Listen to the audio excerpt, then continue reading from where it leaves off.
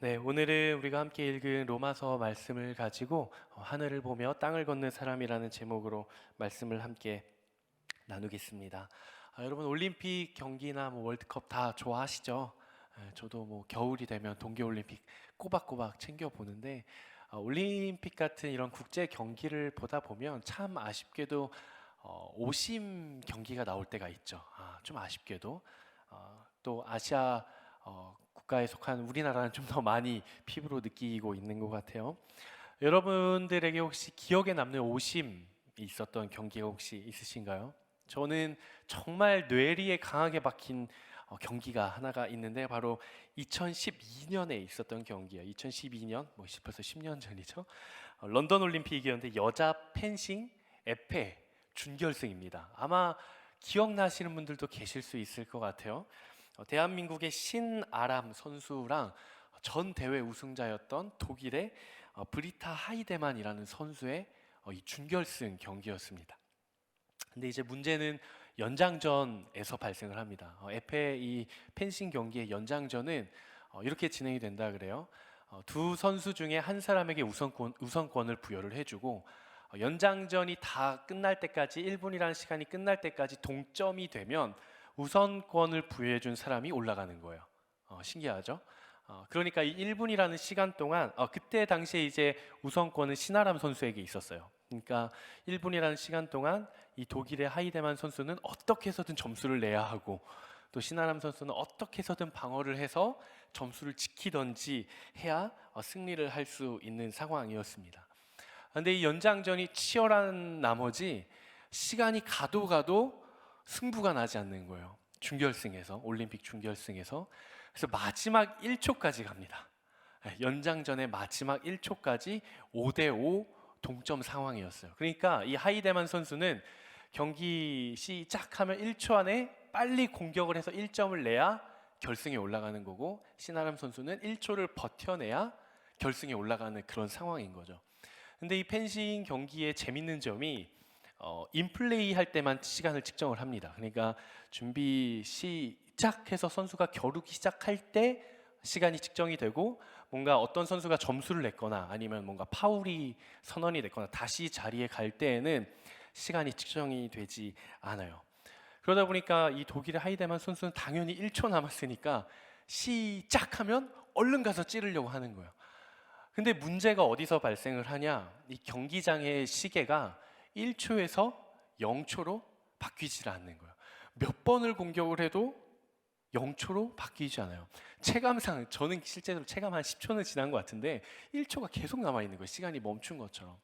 근데 알고 봤더니 그 이유는 그 당시 이 펜싱 경기에 사용되었던 시계가 1초 단위로만 측정이 1초로만 이제 표시가 되고 0.1초 이하로는 표시가 되지 않는 시기였다 그래요. 그러니까 이 말인즉슨 경기 시작하면 1초가 지나야지만 이 1이 0으로 바뀌는 거예요. 만약에 1초 안에 0.5초 안에 공격을 해서 파울이 났다던가 이러면 다시 1초부터 다시 재는 거예요. 그러다 보니 어떻게 했어요? 계속해서 공격을 하다가 결국에는 하이데만 선수가 1점을 득점을 하고 결승에 오르게 됩니다. 그리고 대한민국의 신아람 선수는 준결승에서 탈락을 하게 되죠. 참 안타까운 일이죠. 이 시스템적인 구조적인 이 어려움 때문에 1초라는 시간 동안 이 4년의 시간이 물거품이 되는 시간이죠. 그래서 이 선수 신아람 선수가 아쉬운 마음에 이 피스트 이 단에 계속 머무르다가 코치와 함께 빠져나가는 모습을 봤습니다. 제가 이 모습을 보면서 그때 당시에 정말 이 땅 위에 살아가는 모든 상황 속에서 살아가는 크리스천의 모습이 이런 모습이 아닐까라는 생각을 했어요. 물론 이 선수가 신앙이 있는지는 모르겠지만 혹시 아시는 분 있으면 저에게 알려주세요. 이 모습을 보면서 정말 우리가 이 땅 위에 살아가는 그리스도인의 모습이 아닐까. 비록 내가 마주하고 있는 상황이 어떻더라도 그 상황에 굴복하는 것이 아니라 최선을 다하는 모습. 비록 내게 억울한 일이 있고 부당한 일이 있더라도 내가 어떤 폭력적인 저항이나 비합법적인 방법으로 대항을 하는 것이 아니라 내가 할 수 있는 선에서 내가 그 자리에서 최선을 다하는 것, 그게 신앙인의 모습이 아닐까라는 생각을 한 적이 있습니다. 이 사건 이후에 올림픽 IOC에서 공식적으로 오심이었음을 표명을 했고, 그 다음해인 2013년부터는 이 펜싱 경기에서 시계가 1초 단위의 시계가 사라지고 10초 이하부터는 0.01초, 100분의 1초까지 바로바로 측정을 하는 시계로 바뀌는 계기가 되었다라고 합니다. 사랑하는 여러분, 여러분들이 인생을 살아가다 보면 억울한 일을 당할 때도 있고 도저히 납득되지 않는 순간을 마주할 때도 있습니다. 하지만 우리가 정말 이 땅에 믿음을 가지고 신앙을 가지고 살아가는 사람들이라고 한다면, 우리가 마주하는 모든 순간마다 내가 할 수 있는 선에서의 최선을 다하는 것이 바로 신앙인의 삶인 줄로 믿습니다. 여러분, 상황을 바라보지 마십시오. 상황은 언제든지 역전될 수 있어요. 다만 내게 주어진 자리에서 내가 말씀의 기준을 따라, 하나님의 기준을 따라 최선을 다해 살아갈 수 있는 여러분 되시기를 주님의 이름으로 축복합니다. 오늘 우리가 함께 읽은 본문 로마서로 우리가 다시 돌아왔어요. 몇 주 전에 로마서를 읽다가 이제 다시 로마서로 왔습니다. 네, 제가 작년이 아니죠. 지난주까지 코로나였어가지고 목이 계속 말라요. 그래서 중간중간 제가 혹시 물을 마시더라도 양해를 해주시기를 바랍니다. 네, 로마서로 돌아왔는데 로마서는 총 16장까지 있죠. 1장부터 16장까지 있는데 1장부터 11장까지는 어떤 구원에 대한 이런 교리적인 것들을 바울이 가르침을 했다면, 12장부터 16장은 그렇다면 구원받은 성도들이 이 땅 가운데 어떻게 살아가야 할 것인가, 이런 실제적인 삶의 모습에 대해서 교훈을 합니다.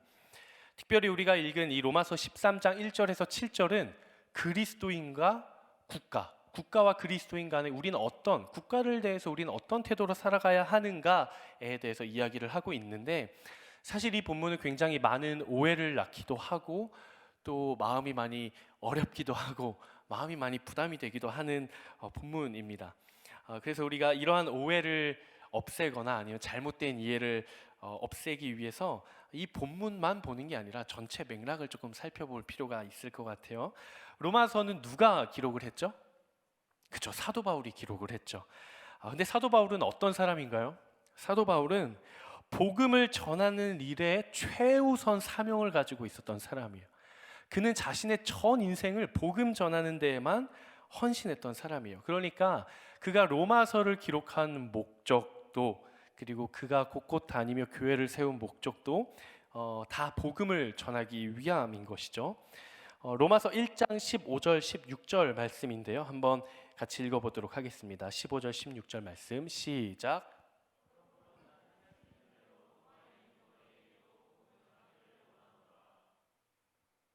네, 16절도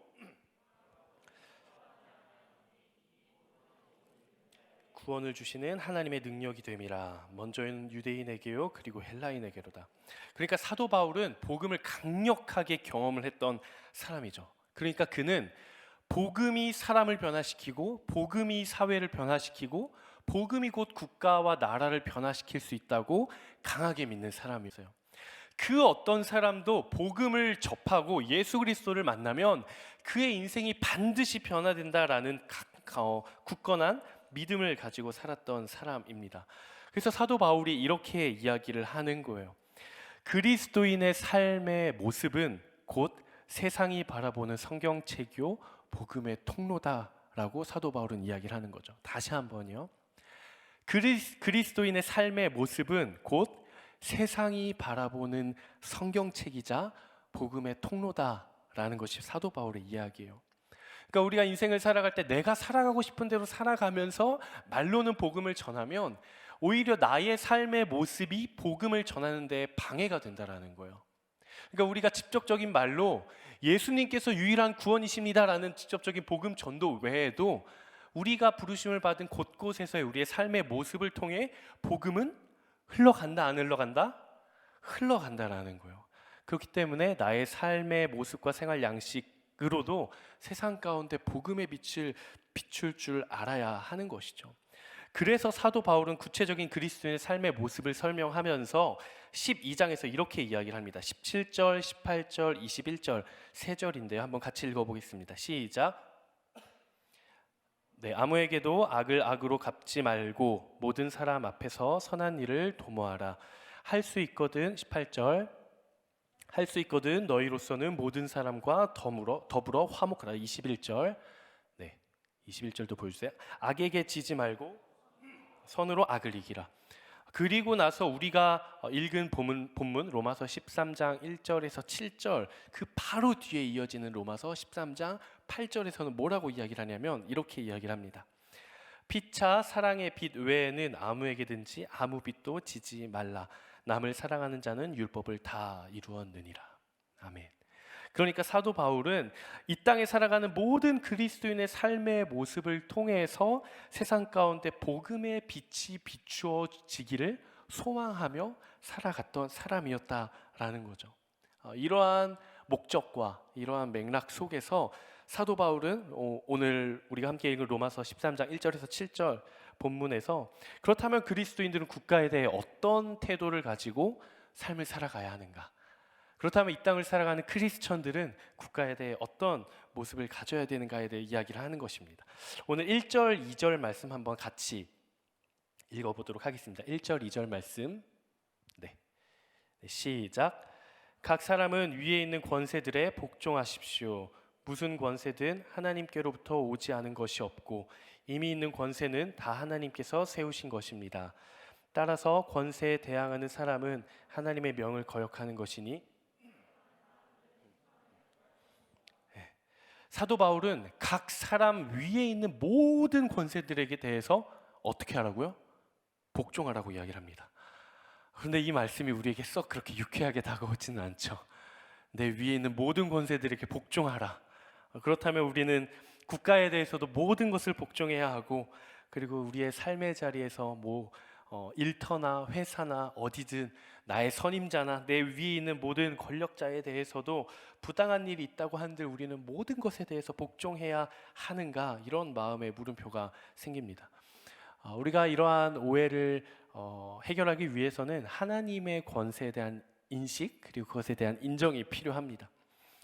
오늘 본문에서 사도 바울이 이야기하는 모든 권세는 다 하나님으로부터 나온 것이다 라는 것은 이 땅의 모든 권력자들 중에 부도덕한 일을 저지르는 권력자도 하나님께서 세우시고 일부러 하나님께서 그 사람을 세우신 것이다 라는 의미가 아니라, 비록 이 땅 가운데 권세자들이 가지고 있는 모습이 부도덕하고 옳지 않은 모습이 있다고 할지라도 그들은 최종 결정권자가 아니라는 거예요.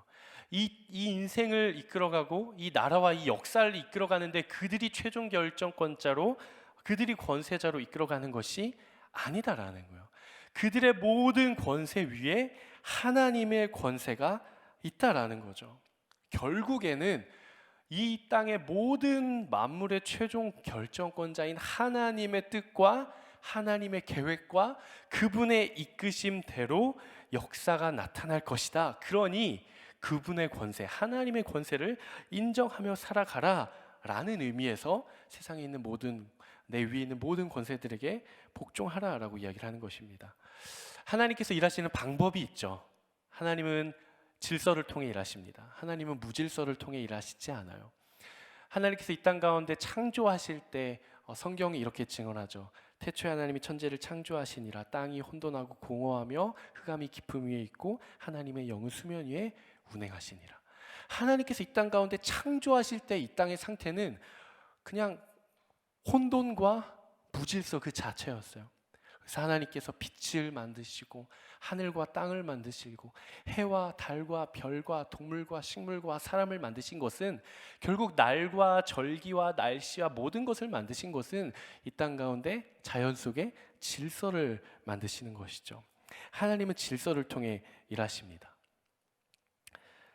문제는 권세와 권위 그리고 권력을 자신의 이득을 위해 추구하는 잘못 사용하는 사람들에게 있는 것이지 그 권세 자체에 문제가 있는 것은 아니라는 거예요. 그러면 칼이 있습니다. 이 칼은 선한 걸까요? 악한 걸까요? 선할 수도 있고 악할 수도 있죠. 이 칼이 강도의 손에 들려지면 생명을 위협하는 악한 도구로 사용이 되는 것이지만, 이 칼이 의사의 손에 들려지게 되면 죽어가는 사람도 살릴 수 있는 생명을 살리는 도구가 되는 것이에요. 칼이 중요한 것이 아니라 그 칼을 어떻게 사용하는 것인가, 그게 더 중요한 것이죠. 그렇기 때문에 사회 질서를 유지하고 정의를 세워가기 위해 존재하는 이 국가 권위에 대해서 무조건적인 불복종은 결국 그 권위를 부여하시고 그걸 통해 일해 가시는 하나님에 대한 불순종이 된다라는 것이 사도 바울의 이야기예요. 즉 권세를 지니고 있는 권세자 개개인에 대해 무조건적인 복종을 하라, 그들이 어떻게 하든 무조건 순종해라 라는 의미가 아니라 하나님께서 이 세상을 통치하시고 다스려 가시는 그 하나님의 질서 속에서 하나님이 세우신 국가와 기관, 정부, 권세, 모든 권세자들은 다 하나님의 주권 아래에 있기 때문에 그 안에서 우리는 하나님의 뜻을 따라 그분의 권세를 인정하며 살아가야 한다라는 것이죠. 왜냐하면 결국 하나님께서 일하실 것이기 때문에 그렇습니다. 그런데 그럼에도 불구하고 우리의 마음이 썩 편치 않은 이유가 있어요. 말씀이 이야기하고 있는 방향도 알고 사도 바울이 어떤 의미에서 이야기를 한 것인지 알지만 여전히 해결되지 않는 삶의 숙제가 있죠. 실제적이고 구체적인 나의 삶의 현장에서 내가 마주하는 나를 어렵게 하는 상급자가 여전히 있어요.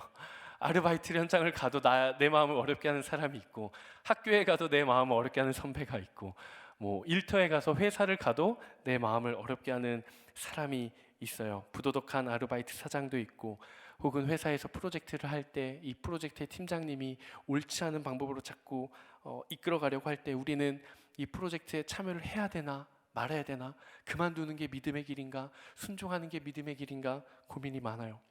그리고 나의 인사권을 가지고 있는 상급자나 이런 권력자 앞에서 나는 어떻게 행동해야 되는가, 그 사람에 맞춰야 되나 아니면 그 사람의 옳지 않는 부분에 대해 강하게 반대를 해야 되나, 이런 실제적인 문제들이 여전히 우리의 삶에 남아있기 때문에 그렇습니다. 그렇다면 사도 바울은 뭐라고 이야기를 하는지 한번 말씀을 보겠습니다. 3절에서 5절 말씀인데요, 오늘 3절에서 5절 말씀 한번 같이 읽어보도록 하겠습니다. 시작. 통치자에 대해서는 선한 일 때문에 두려워할 것이 없고 악한 일 때문에 두려움의 대상이 됩니다. 권세자를 두려워하지 않기를 원합니까? 그렇다면 선을 행하십시오. 그러면 그에게 칭찬을 받을 것입니다. 그는 여러분에게 선을 이루기 위해 일하는 하나님의 일꾼입니다. 그러나 여러분의 악을 행한다면 두려워하십시오. 그는 공연히 칼을 가진 것이 아닙니다. 그는 하나님의 일꾼으로서 악을 행하는 사람에게 하나님의 진노를 집행하는 사람입니다. 그러므로 복종해야 할 필요가 있으니 진노 때문만이 아니라 양심을 위해서도 복종해야 할 것입니다. 그러니까 사도 바울은 권력자에 대해 두려운 마음을 가지지 말고 하나님께서 여러분들에게 창조하신 양심을 따라 선을 행하라라고 이야기를 합니다. 운전을 하시는 분들은 공감을 하실 텐데, 운전을 막 하고 가다 보면은 경찰차가 저쪽에 서 있거나 아니면 룸미러 뒤에 경찰차가 따라오면, 저는 그래요. 저는 괜히 한번 안전벨트 제대로 맸는지 한번 더 확인하고, 분명히 나는 교통신호를 어긴 적이 없는데 혹시 나를 불러세우면 어떡하지라는 그 일말의 그 두려움이 찾아와요. 근데 사도 바울은 그렇게 두려운 마음을 가지고 복종하지 말라라는 거죠. 제가 초등학교 때인데요, 초등학교 2학년 때 아직도 기억이 납니다. 저희 담임 선생님은 저희를 참 잘 조련하셨어요. 그래서 학생들 중에 이제 수업 시간이 딱 시작이 되면 딱 5분 전부터 자기 자리에 앉아서 눈을 감고 두 손을 머리 위에, 좀 군대도 아니고 그렇죠? 초등학생들한테 조용히 하라는 거죠. 그래서 두 손을 머리에 올리고 눈을 감고 딱 잘 있으면 그 스티커를 줘요. 그래서 스티커를 많이 모으면 선물도 주고 약간 그랬던 선생님이 계세요. 전 어떻게 했을까요? 모든 시간마다 수업 시간 10분 전부터 가가지고 눈 감고 손머리 올리고 그대로 딱 있어요. 근데 저랑 경쟁했던 친구가 딱 한 명 있어요. 저쪽에 앉아서 맨날 둘이 어떻게 해서든 선생님 눈에 들어보겠다고 눈도 감지도 않아요. 무조건 선생님만 쳐다보고 있어요. 나 좀 봐달라고. 우리가 사도 바울이 얘기하는 것은 권세자나 권력자에 대해서 두려운 마음을 가지고 그들을 대하는 것이 아니라 오히려 양심을 따라 선을 행함으로 그들에게 칭찬을 받도록 노력하십시오라고 이야기를 합니다. 사도 바울은 어떤 상황 앞에서도 선을 행하라고 말씀을 하고 있어요. 악을 행하지 말라. 좀 더 자세히 이야기하자면 좋은 것, 옳은 것, 유익한 것을 계속해서 행하라라고 이야기를 해요. 우리는 어떤 상황 속에도 선을 행해야 합니다. 그것은 우리가 선한 존재이기 때문이 아니라 우리를 창조하신 하나님이 선하신 분이시기 때문에 그래요. 우리를 구원하신 예수 그리스도가 선하신 분이기 때문에 그래요. 우리의 삶을 이끌어 가시는 성령 하나님이 선한 분이기 때문에 그렇습니다. 그런데 우리가 현실은 종종 그렇지 않을 때가 있죠. 우리가 우리의 삶에서 선을 행하기 어려운 이유는 우리가 하나님을 신뢰하지 못하기 때문이 아니라 나에게 해를 가하는 그 사람이 도저히 이해가 되지 않고 용납이 되지 않기 때문에 그래요. 내가 선을 행하려고 노력을 하다가도, 내가 결단을 하다가도 부당한 거예요. 내가 이런 부당한 취급을 받았는데 구태여 내가 선을 향할 필요가 있나? 눈에는 눈, 이에는 이, 나도 갚아줘야지. 그게 세상의 질서고 그게 진리지. 이런 마음이 내 안에서 불쑥불쑥 찾아오는 거예요. 그래서 우리가 선을 행하기가 어렵습니다. 그렇다면 우리는 현실적으로 부르심을 받은 삶의 자리에서 권력자에 대해 어떤 태도를 취할 것이며 또 어떤 선택을 하며 살아가야 하는가에 대한 질문에 대해 사도 바울은 뭐라고 이야기를 하냐? 4절에서 이렇게 이야기를 합니다. 그는, 여기서 말하는 그는 우리가 도저히 납득되지도 않고 우리에게 해를 끼치고 우리를 자꾸 부당하게 여기는 그 사람, 그는 여러분에게 선을 이루기 위해 일하는 하나님의 일꾼입니다. 마음이 더 안 좋죠? 안 그래도 부당한데 그 사람이 하나님의 일꾼이래요. 뭔가 억울하죠? 그 사람은 하나님이 심판받아 마땅할 사람입니다. 이렇게 증언을 해야 되는데 하나님이 사용하는 하나님의 일꾼이라고 이야기를 합니다. 성경은 우리에게 그렇게 증언을 해요. 그들은 하나님의 손 안에서 부림을 받는 자들이라고 이야기를 합니다. 이것을 보면 그들은 일종의 하나님의 하인일 뿐이며 그들이 하는 모든 일은 하나님의 계획과 목적과 성취를 위한 통로다라는 거예요. 우리가 여기서 오해를 하면 안 되는 것이 있습니다. 주목해야 할 것은 그들이 행하는 모든 부당한 일, 그들이 나에게 끼치는 모든 부당한 일이 하나님의 계획이었고 하나님의 목적이었다가 아니라 그들이 그렇게 행할지라도 하나님은 그것을 통해 더 큰 선을 이루어 가실 것이다 라는 거죠. 이런 질문을 많이 합니다. 하나님이 선하시다고 하는데, 하나님이 선하신데 그가 다스리시고 그가 창조한 이 세상은 왜 이렇게 죄가 가득하고 악이 가득하고 왜 이렇게 악한가요? 이런 질문을 할 수가 있어요. 그런 질문이 들죠. 여러분, 우리가 예전 예능이었던 것 같아요. 냉장고를 부탁해라는 예능이 있었어요. 거기서 막 셰프들이 요리를 하죠. 근데 그 셰프들이 대단한 이유가 뭡니까? 게스트들, 이 패널들이 집에서 음식을 해먹고 남은 재료들, 그냥 냉장고에 이렇게 처박아둔 재료들을 그걸 가지고 와서 요리를 해서 맛있는 음식을 만들기 때문에 그들이 대단한 거예요. 만약 그 유명한 셰프들이 냉장고를 가져가서 스튜디오에서 음식을 하는데 뭐 우리가 집에서 그냥 유튜브 보면서 만드는 음식과 별반 다를 바가 없다고 하면 그들은 그렇게 주목받지 못할 거예요. 그들이 주목받고 우리가 그 예능을 재밌게 봤던 이유는 내가 음식을 먹고 남은 음식, 과연 이 재료로 뭘 만들 수 있을까 싶은데 그들 손을 거치면 어떤 요리든지 만들어진다는 거예요. 여러분, 최고의 요리사는 최고의 재료로만 가지고 만들 수 있는 사람은 최고의 요리사가 아닙니다. 어떠한 재료를 통해서도 정말 내놓으라 할 수 있는 최고의 요리를 만들 수 있는 사람이 이 땅 가운데 최고의 요리사인 거예요. 하나님은 우리한테 그런 최고의 요리사가 되어주시는 분이에요. 하나님은 이 땅 가운데 존재하는 선한 것들로만 모아가지고 그분의 일들을 행해 가시는 분이 아니라 선한 것뿐만이 아니라 우리의 눈으로 봤을 땐 도저히 이해되지 않고 납득되지 않고 내가 부당하게 여겨지고 도저히 내가 용납할 수 없는 어떤 악한 모습이 있을지라도 그것을 통해서도 하나님은 결국 그분의 일을 완성해 가실 수 있는 능력이 있는 분이시다라는 거죠.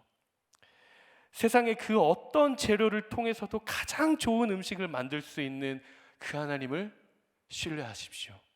그 하나님이 여러분들의 삶의 주인이시고 그 하나님께서 여러분들의 삶을 친히 한 걸음 한 걸음 이끌어 가실 것입니다. 그렇기 때문에 우리는 어떤 상황 속에서도 하나님을 신뢰해야 되는 거예요. 하나님의 주권과 하나님의 권세, 결국 최고의 것으로 나에게 갚아주실 하나님, 결국 최고의 선으로 일하시는 하나님을 기대해야 하는 것이죠. 그것이 바로 믿음입니다.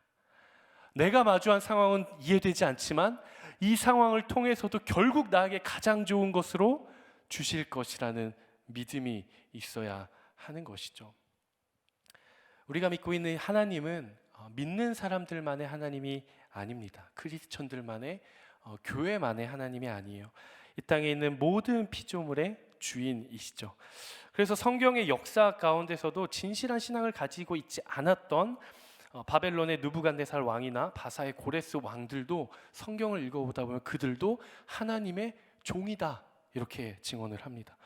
모든 사람과 모든 것이 다 하나님께 속했기 때문에 하나님께서는 어떤 것을 사용하셔도 최고의 뜻을 이루어 가실 수 있는 분이시죠. 그렇기 때문에 맡은 자에게 구할 것은 오직 충성입니다. 우리는 하나님의 선하심을 기대하며 하나님께서 우리를 창조하실 때 우리 안에 지어주신 그 선한 양심을 따라 선을 선택하는 것이죠. 선한 삶을 살아가기로 결단하는 거예요. 바로 이것이 하나님의 주권에 대한 이해와 인식, 그리고 이 땅 가운데 믿음을 가지고 살아가는 성도의 삶의 모습인 줄로 믿습니다. 우리의 삶의 어떠한 행위로 드러나는 그런 율법적인 기준이 아니라 하나님께서 우리 안에 이미 지어주신 그분의 형상을 닮아 지어주신 거룩한 양심, 이 양심을 따라 선을 선택하며 기준으로 살아가는 것이죠. 그렇기 때문에 내가 인생을 살아갈 때 신앙의 길에서 내가 어떤 것을 했냐 혹은 하지 않았냐, 했냐 안 했냐가 중요한 것이 아니라 하면 왜 하려 하고 하지 않으려고 하면 왜 하지 않아야 하는지, 삶의 모습으로 드러난 결과도 중요하지만 그 삶의 모습을 선택하기로 한 동기와 목적과 과정을 고민하며 살아가야 하는 것이죠. 여러분들이 아르바이트를 하다가 부당한 일을 당하셨습니까? 그래서 여러분들 아르바이트를 그만둬야 할지 계속 다녀야 할지 고민을 하고 계세요? 아르바이트를 계속 하는 것이냐 하지 말아야 되는 것이냐는 중요하지 않아요. 하려고 하면 내가 어떤 동기와 목적을 가지고 어떤 인생의 방향을 가지고 하려고 하는지, 아니면 내가 여기서 그만두고 다른 곳을 구하려고 한다면 내가 어떤 동기와 목적과 인생의 방향을 가지고 그 선택을 하려고 하는지, 그게 중요한 것이죠. 마태복음 22장을 읽어가다 보면 사람들이 예수님을 이렇게 시험하려고 질문을 합니다. 동전을 가지고요. 동전을 가지고 와서 예수님께 질문을 해요. 예수님, 이 동전을 가이사에게 세금으로 내야 됩니까? 말아야 됩니까? 세금을 내야 됩니까? 로마 제국에 세금을 내는 게 옳습니까? 내지 않는 게 옳습니까? 라고 질문을 합니다. 그래서 예수님께서 이렇게 대답을 하시죠. 그때 당시에 동전에는 가이사의 얼굴이 그려져 있었어요. 우리 100원짜리 동전에 예수님이 아니죠. 이순신 얼굴이 그려져 있듯이 가이사 얼굴이 그려져 있었어요. 그래서 예수님께서 이렇게 말씀하십니다. 가이사의 것은 가이사에게 주고 마땅히 하나님께 드려야 할 것은 하나님께 드려라 라고 이야기를 해요. 가이사에게 세금을 내는 것은 그때 당시에 하나님만을 섬기는 유일신 사상에, 그 유일신 신앙에 위배된다고 생각하는 사람들이 굉장히 많았어요. 그리고 그때 당시에는 로마 황제의 이런 박해와 핍박이 있었기 때문에 극단적으로 대항하려는, 쉽게 말해 이제 들고 일어나서 전복을 시키려는 성도들도 있었어요. 이에 대해서 예수님께서는 가이사에게 줄 것은 마땅히 가이사에게 내고 너희는 하나님께 드릴 것이 무엇이 있을지 고민하고 마땅히 하나님께 드려야 할 것을 하나님께 드려라 라고 가르침을 주신 것이죠. 우리가 세상 가운데 살아가는 것은 거룩한 그리스도의 향기로 살아가는 것입니다. 나의 말뿐만이 아니라 삶의 모습이나 태도를 통해서도 세상 가운데 성경을 증언하고 복음을 증거하는 거룩한 삶인 것이죠. 이것이 바로 이 땅을 살아가는 성도의 모습이요, 성도의 의의 모습이죠. 그리고 결국 그 모습을 통해 하나님의 영광이 드러날 것입니다.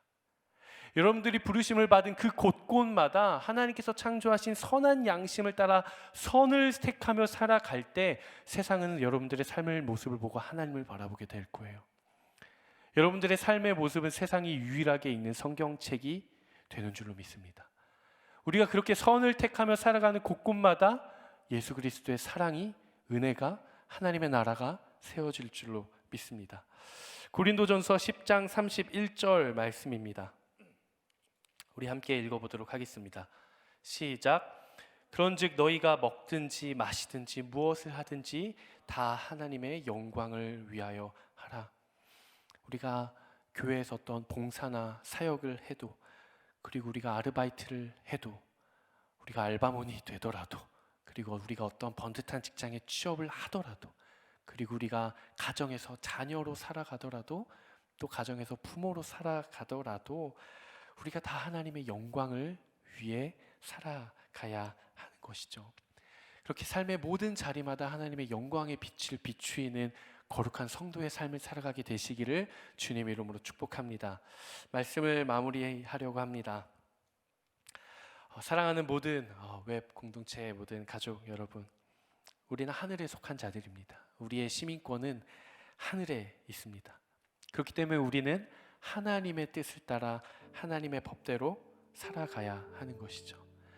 그렇지만 우리는 하늘 위에 둥둥 떠다니는 게 아니에요. 우리는 하나님께서 이 땅에 창조해 주셨고, 이 땅 가운데 하나님께서 보내주셨습니다. 하늘의 시민권을 가진 동시에 우리는 이 땅에 발을 딛고 이 조국 대한민국이라는 제도 안에서 살아갑니다. 국가의 보호를 받고 국가의 통치를 받으며 살아가요. 우리는 모든 각 사람을, 우리가 마주하는 모든 사람을 독립된 인간으로 보는 것이 아니라 하나님의 일꾼으로서 그분의 명령을 수행하고 있는 존재로 바라보아야 돼요. 그것이 바로 믿음의 눈입니다. 사람에 집중하는 것이 아니라, 그 사람이 행한 일에, 그 일에 집중하는 것이 아니라 그걸 통해 하나님께서 뭘 이루실 수 있는가, 하나님은 내 삶에 어떤 일들을 행하실 수 있는가, 이것들을 기대하고 바라보며 살아가야 하는 것이죠. 사도 바울이 로마서 2장 10절에 이렇게 이야기를 합니다. 우리 믿음의 고백으로 함께 같이 말씀을 받도록 하겠습니다. 시작. 선을 행하는 모든 사람에게는 영광과 존귀와 평강이 있을 것입니다.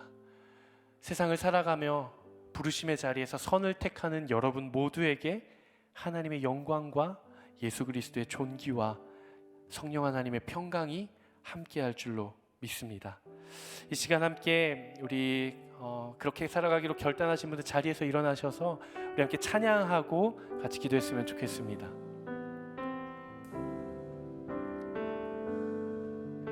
모든 상황 속에서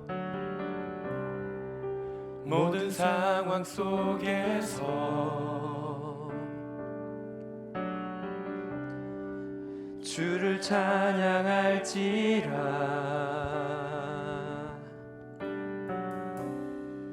주는 너의 큰 상급,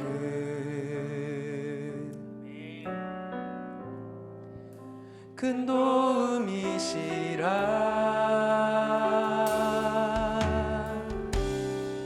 주의 얼굴 구할 때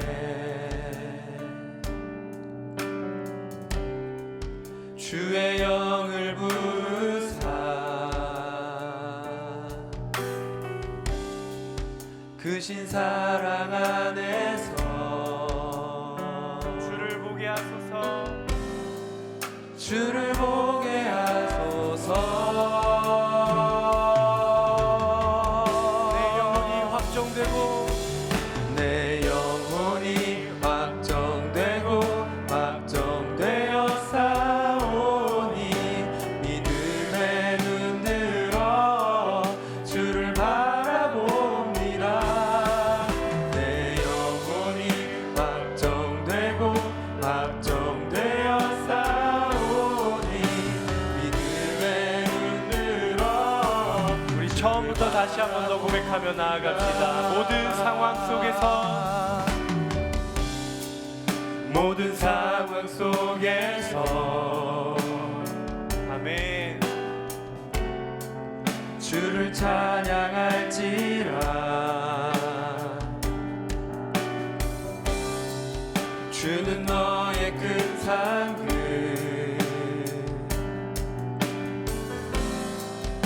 큰 도움이시라. 주의 얼굴 구할 때 주의 영을 부으사 주의 영을 부으사 크신 사랑 안에서 크신 사랑 안에서 우리가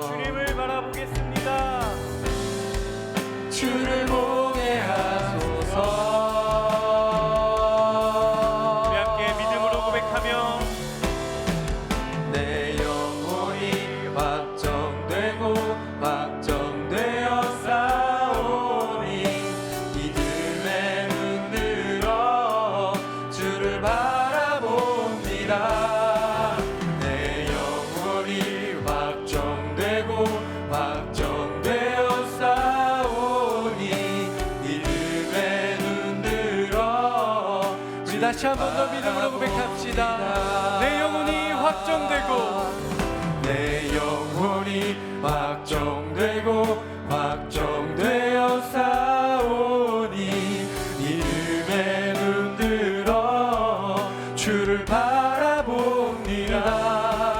내 영혼이 확정되고 확정되어 싸우니 믿음에 눈 들어 주를 바라봅니다. 사랑하는 여러분, 여러분들의 인생 가운데 하나님을 따라 살아가기로 결단하십니까?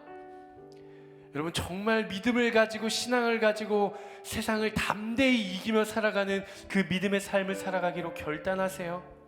여러분 정말 복음 있는 삶을 살아가기로 소망하십니까? 성경은 증언합니다.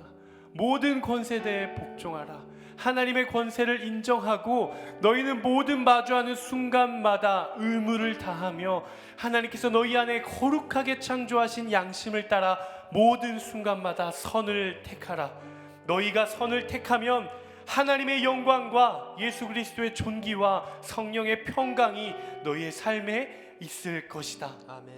이 시간에 이렇게 기도하며 나아갈 때 하나님 모든 순간마다 하나님을 바라보게 하여 주시옵소서.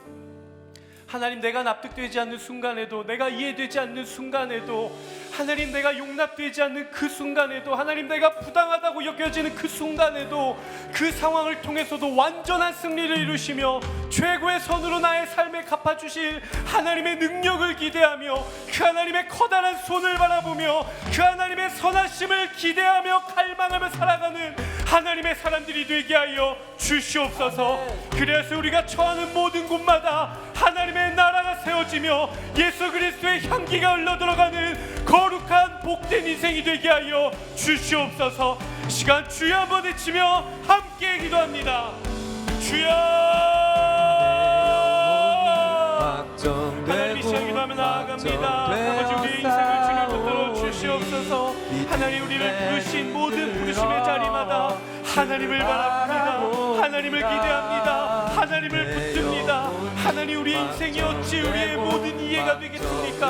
하나님, 우리의 마주하는 모든 인생의 순간들이 어찌 우리가 모두 이해하고 우리가 용납할 수 있겠습니까? 하나님, 부당하다고 여기는 그 순간에도, 하나님 도저히 납득되지 않는 그 순간에도, 하나님 이해되지 않는 일들이 내 삶에 일어나는 그 순간에도 상황을 바라보는 것이 아니라, 사람을 바라보는 것이 아니라, 나의 감정을 바라보는 것이 아니라, 나의 기분을 바라보는 것이 아니라 선하신 하나님을 의지하며 살아가는, 하나님의 놀라운 능력의 손을 의지하며 살아가는, 하나님께서 모든 것을 선으로 갚아주시며 최고의 선으로 이루실 것이라는 믿음의 확신을 가지고 살아가는 하나님 나라의 거룩한 인생들이 되게 하여 주시옵소서.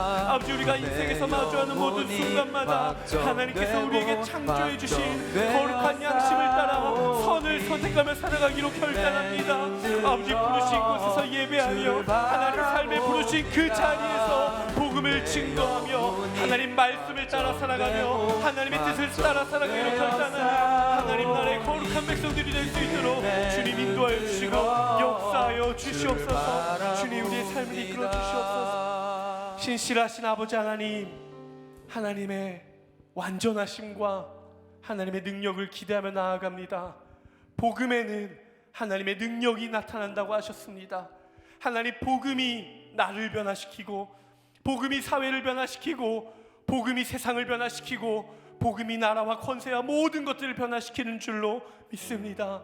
하나님, 우리의 인생 가운데 마주하는 모든 상황들이 이해되지 않을 때에도, 부당하다고 여겨질 때에도, 하나님 모든 순간마다 하나님께서 우리를 창조하실 때 우리에게 부어주셨던 거룩한 양심을 따라 선을 선택하며 살아가는 하나님 나라의 거룩한 백성들이 되게 하여 주시옵소서. 선을 행하는 모든 사람에게는 영광과 존귀와 평강이 있을 것입니다. 선을 행하는 모든 사람들에게는 하나님의 영광과 예수 그리스도의 존귀와 성령 하나님의 평강이 그 삶을 인도할 것입니다. 하나님의 말씀을 내가 붙들며 나아갑니다. 하나님, 나의 모든 인생 가운데 나와 동행하여 주시고 우리의 모든 인생의 걸음을 실패가 아닌 하나님 성공으로, 또 선으로, 믿음으로, 순종으로 예수 그리스도와 함께 걸어가는 귀하고 복된 인생이 되게 하여 주시옵소서. 그렇게 우리와 함께 하시며 우리의 삶을 이끌어 가실 것을 믿으며 거룩하신 예수 그리스도의 이름으로 기도드리옵나이다. 아멘. 우리의 삶을 이끌어 가신 하나님께 우리 감사와 영광의 박수 함께 올려드리도록 하겠습니다. 아멘.